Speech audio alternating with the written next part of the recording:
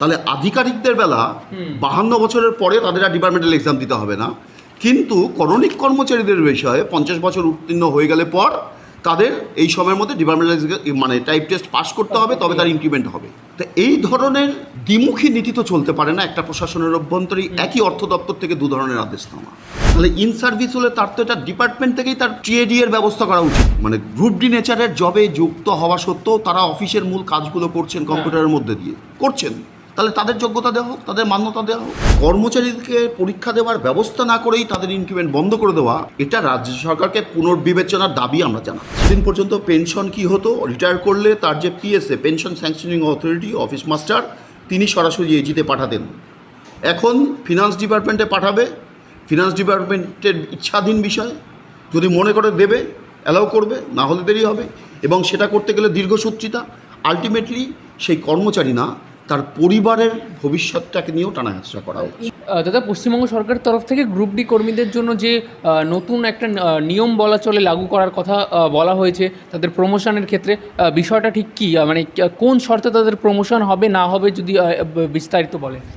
দেখুন, পশ্চিমবঙ্গে বামফ্রন্ট সরকার আসার পরবর্তীতে 1981 সালে যে নতুন প্রমোশন পলিসি হয়েছিল 1:1 প্রমোশন পলিসি, একই সাথে গ্রুপ ডি কর্মচারী শুধুমাত্র তারা শিক্ষাগত যোগ্যতা থাকা সত্ত্বেও তারা গ্রুপ ডি কর্মচারীতে থাকবেন, এটা সরকার নীতিগতভাবে সেখানে সিদ্ধান্ত নিয়ে বলেছিলেন যে তাদেরও গ্রুপ সি কর্মচারী করণিক কর্মচারীতে পদোন্নতির সুযোগ থাকবে। এবং সেই মতো 10% কোটায় কোয়ালিফাইড গ্রুপ ডি যারা শিক্ষাগত যোগ্যতা অর্জন করেছেন তাদের করণিক কর্মচারীতে পদোন্নতির সুযোগ ছিল। পরবর্তীতে এই সরকার আসার মানে বিগত সরকার আসার পরবর্তীতে তাদের বলেছিলেন যে তাদের যেহেতু কম্পিউটার ইনস্টল হয়েছে কম্পিউটার টেস্ট যারা মাস্ট বাধ্যতামূলক। এইভাবে বিভিন্নভাবে অর্ডার হয়েছিল। 662F 24শে জানুয়ারি 2019-এ অর্ডার হয়েছে, সেটাকে মডিফাই করা হয়েছে। আবার 4851F 4 আগস্ট 2017 সেটাকেও মডিফাই করা হয়েছে। 4642F 19/7/2018 এই অর্ডারের মধ্যে দিয়ে, অর্থাৎ বিভিন্ন সময়ে অর্ডার নাম্বারগুলো মডিফাই হয়েছে।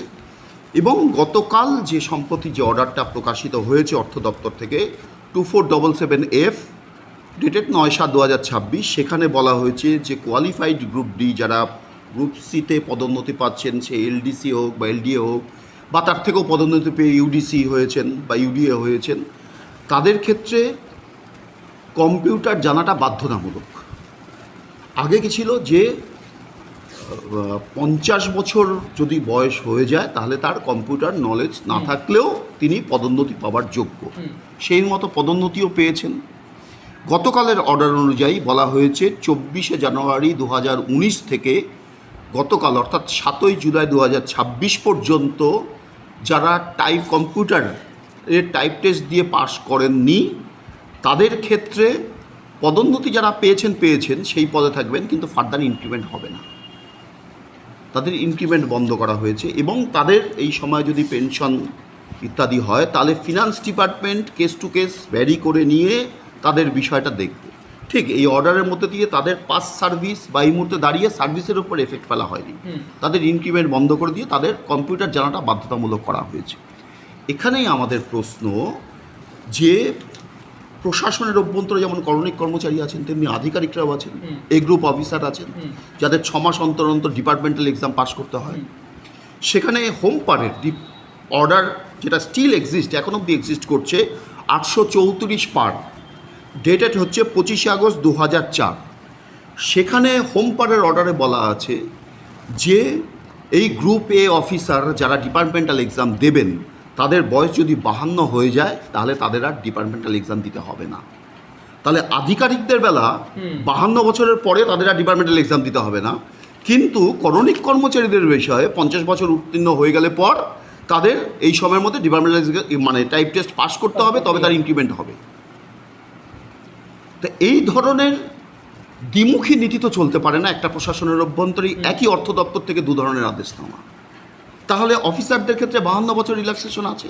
আমরা বলছি যে কম টাইপ টেস্টের ক্ষেত্রে 50-এর জায়গায় তুমি 52 বছর করো, যে 52 বছর ঊর্ধ্বে হলে তার টাইপ টেস্ট লাগবে না। কারণ অফিসের অভ্যন্তরে প্রশাসনের অভ্যন্তরে কম্পিউটার জানাটা ঠিকই প্রয়োজন, তার মধ্যে দিয়ে তার মানে টাইপ টেস্ট পাস করার মধ্যেই সবটা জেনে যায় তাও না। আবার অনেক কর্মচারী আছেন, কন্ট্রাকচুয়াল কর্মচারী আছেন প্রচুর, যারা মূলত এখন মানে গ্রুপ ডি নেচারের জবে যুক্ত হওয়া সত্ত্বেও তারা অফিসের মূল কাজগুলো করছেন কম্পিউটারের মধ্যে দিয়ে করছেন। তাহলে তাদের যোগ্যতা দেওয়া হোক, তাদের মান্যতা দেওয়া হোক, স্থায়ীকরণ করা হোক, স্থায়ীকরণ বা নিয়মিতকরণ করা হোক। সুপ্রিম কোর্টের নির্দেশ, সেটাকে নিয়মিতকরণ করা হোক। সে জায়গা করা হচ্ছে না, উল্টো গ্রুপ ডি কর্মচারী বন্ধুদের এই জায়গাটাকে ব্যারিয়ারে ফেলে দেওয়া হচ্ছে। তৃতীয়ত, আমরা আগে ফিনান্স ডিপার্টমেন্টকে রাজ্য কোঅর্ডিনেশন কমিটির পক্ষ থেকে চিঠি দিয়ে দৃষ্টি আকর্ষণ করেছিলাম যে কলকাতায় একটা মাত্র সেন্টার এটিআই যেটাকে বলে, নেতাজি সুভাষ ট্রেনিং ইনস্টিটিউট, সেখানে এসে তাদের পরীক্ষা দিতে হবে। ঠিক, তাহলে এটাতে সার্ভিসের মধ্যে পড়ে, ইন সার্ভিস। তাহলে ইন সার্ভিস হলে তার তো এটা ডিপার্টমেন্ট থেকেই তার টিএডি এর ব্যবস্থা করা উচিত। তাকে নিজের পকেটের পয়সা খরচা করে নিজের স্বার্থে এসে, প্রশাসনের স্বার্থে কাজের জন্য নিজের পকেটের পয়সা খরচা করে তাকে এসে কলকাতায় পরীক্ষা দিতে হচ্ছে। ধরুন সুদূর কুচবিহারের একজন কর্মচারী, তাকে এটিআইতে এসে পরীক্ষা দিতে হচ্ছে নিজের যাতায়াত ভারত, হোটেল টোটেল, থাকা খাওয়া খরচা সমস্ত কিছু বেয়ার করে নিয়ে। ওয়াই নট ডিপার্টমেন্টাল হবে? ডিপার্টমেন্টাল ইন সার্ভিসের ব্যবস্থা সরকার করবে না।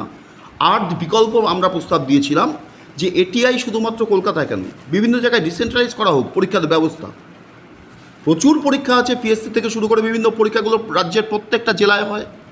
তাহলে এই ডিসেন্ট্রালাইজ ব্যবস্থা করলে কর্মচারীরাও বেশি পরীক্ষা দিতে পারেন।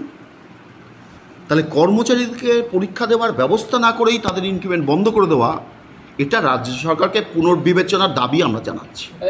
এই ক্ষেত্রে তো দাদা পেনশনের ক্ষেত্রেও একটা বড় প্রভাব পড়বে রিটায়ারমেন্টের পরে। অবশ্যই পেনশনের ক্ষেত্রে বলা আছে finance department case to case বিচার করবে। এতদিন পর্যন্ত পেনশন কি হতো, রিটায়ার করলে তার যে PSA, pension sanctioning authority, office master, তিনি সরাসরি এজিতে পাঠাতেন। এখন ফিনান্স ডিপার্টমেন্টে পাঠাবে, ফিনান্স ডিপার্টমেন্টের ইচ্ছাধীন বিষয়, যদি মনে করে দেবে অ্যালাউ করবে, না হলে দেরি হবে। এবং সেটা করতে গেলে দীর্ঘসূত্রিতা, আলটিমেটলি সেই কর্মচারী না, তার পরিবারের ভবিষ্যৎটাকে নিয়েও টানাহেঁচড়া করা হচ্ছে। ইন সার্ভিস যখন কোনো কর্মচারী রয়েছে তার ইনক্রিমেন্ট হচ্ছে না, সেই অবস্থায় তিনি রিটায়ার করছেন, সেই ক্ষেত্রে তো একটা বড় সড়ো টাকার গ্যাপ থেকে যাচ্ছে রিটায়ারমেন্টের পরে। হ্যাঁ, অবশ্যই ফিনান্সিয়ালি লুজার হচ্ছেন তো তিনি। তার একটা ইনক্রিমেন্ট কম পাওয়া মানে রিটায়ারমেন্টের শেষ সময় এসে তার কিন্তু রিটায়ারমেন্ট বেনিফিট অনেকটা কমে যাওয়া, পেনশন, গ্র্যাচুইটি থেকে লিভ এনকেশমেন্ট থেকে সব কিছুই কমে যাওয়া। মমতা বন্দ্যোপাধ্যায় সরকারের উপর আরোপ উঠেছিল যে তিনি এই বড় আমলাদের দিয়ে নিজের কাজগুলো করিয়ে নেন এবং বদলে তাদের বিভিন্ন সুযোগ সুবিধা দিয়ে থাকেন। তাহলে এই সরকারও কি সেই একই পথে হাঁটছে? দেখুন, এখনই সরকারের সবে 2 মাস উৎক্রান্ত হচ্ছে বা হতে যাচ্ছে, এখনই সেটা তো বলার বিষয় নেই। তবে সরকার মানবিক দৃষ্টিভঙ্গি থেকে যেন সমস্ত কিছু বিচার করে, এটা আমাদের সরকারের কাছে অনুরোধ।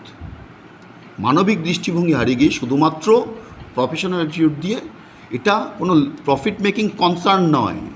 সরকার মানে পরিষেবা দেওয়া মানুষের কাছে, পরিষেবার সুযোগটাকে বাড়িয়ে দেওয়া। ইনক্রিমেন্ট দেওয়া মানে তার সারা বছর যে কাজটা করছেন তার স্বীকৃতি তাকে রিনিউ করা। তিনি তো কম্পিউটার না জানলেও তিনি তো অফিসের কাজটা করছেন, সে কাজ তো বন্ধ নেই। তুমি তাকে প্রমোশন দিতে পারছো, তার মানে সে যোগ্যতার প্রমাণ দিয়েছে বলেই তো প্রমোশন দিতে পারছো। তাহলে তার ইনক্রিমেন্ট বন্ধ করাটা যুক্ত না। হ্যাঁ, বলতে পারতেন যে এই অর্ডার হওয়ার পরবর্তীকাল থেকে এটা ম্যান্ডেটরি, এবং এইভাবে ডিসেন্ট্রালাইজ সিস্টেমের মধ্যে দিয়ে আমরা তাদের কম্পিউটার অ্যাওয়ারনেসটা বৃদ্ধি করা, তাদের কম্পিউটার পাস করার জন্য, তাতে আমাদের কোনো আপত্তি থাকতো না। অবশ্যই মডার্ন টেকনোলজি, এই সময় আধুনিক প্রশাসন আসছে, এখন তো আর টাইপ মেশিন নেই, ন্যাচারালি কম্পিউটার নোয়িং হওয়াটা প্রয়োজন, এটা নিয়ে কোনো দ্বিমত নেই।